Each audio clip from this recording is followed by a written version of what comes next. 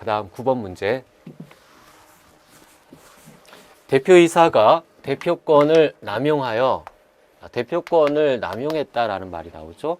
역시 이것도 민사적인 지식이 필요한 거예요. 어쩔 수 없어요. 재산죄는 상당한 정도의 민사 지식이 요구돼요. 시험에도 이게 물어보고 있고, 대표권 남용이라는 건 대표권자가 그 대표권 범위 내에서 대표 행위를 하는 것을 말해요. 대표 행위. 그럼 아무 문제 없지 않느냐? 잘 보세요. 대표권자가 대표권이 있어요. 대리권, 대표권 같은 거예요. 대리권 또는 대표권 범위 내에서 대표 행위를 했다. 아무 문제가 없어요. 그런데 어떤 문제가 있느냐? 이것만 한 게 아니라 그 행위가 다른 사람의 대리인이나 대표자는 누구를 위해서 사무를 처리해 줘야 돼요. 본인의 이익을 위해서 대표 행위를 해야 되죠. 법정 대리인이나 임의 대리인, 내가 대리인을 선임했다. 내가 대표이사를 선임했다. 그 자는 나를 위해서 이 일을 처리해야지 자기 자신의 이익을 위해서 처리하면 이건 좀 아닌 거잖아요. 이게 대표권 남용이에요. 즉 대표권이 수여된 그 범위 내에서 형식적으로는 아무 문제가 없는 것처럼 행위를 했지만 실질적으로 봤을 때 그 행위가 남용이다. 자기 자신의 이익을 위하거나 또는 자기 가족들, 제3자의 이익을 위해서, 즉 대표권을 준 회사나 본인의 이익이 아니라, 여기서 본인이라는 건 대표권을 준 사람을 말해요. 회사를 말해요. 회사의 이익을 위해서 행위를 하는 것이 아니라 자기 자신, 대표자, 자기 자신이나 자기 친구, 자기 가족, 자기 자신이나 제3자의 이익을 위해서 대표 행위를 했다. 그걸 남용이라고 해요. 권리를 남용했다. 대표자가 이런 형식적으로 유효한 것처럼 대표 행위를 했지만 그것이 남용에 해당하면 그 효과는 어떻게 되느냐? 원칙적으로는 유효해요. 회사는 손해를 볼 수밖에 없어요.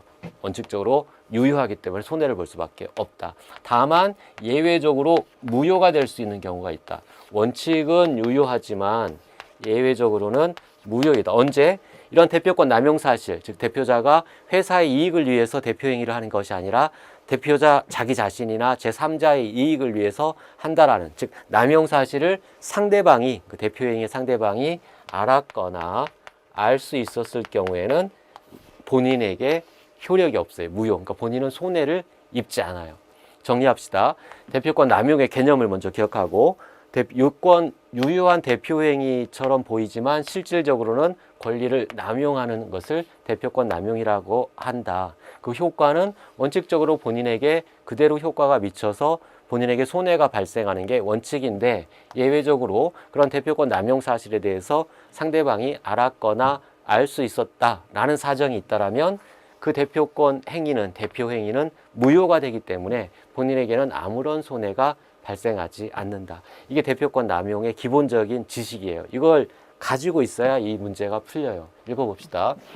대표자가 대표권을 남용하여 자신의 개인 채무에 대해서 자기 이익을 위한 거죠. 자신의 이익을 위해서 회사 명의의 차용증을 작성하여 주었다. 대표 행위를 한 거예요.